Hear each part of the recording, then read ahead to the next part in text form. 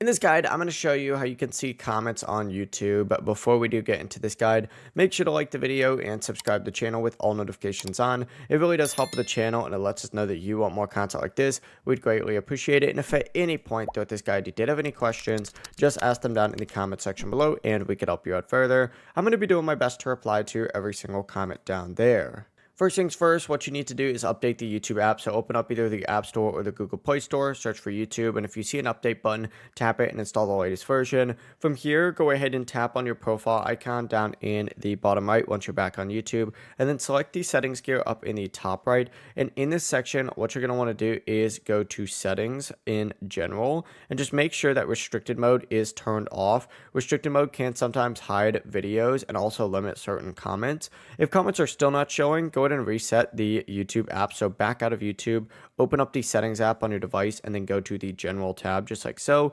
Once you're on here, go ahead and go to iPhone storage, for example, and search up YouTube, and then just select it and hit offload app just like so, and then reinstall YouTube and open it again.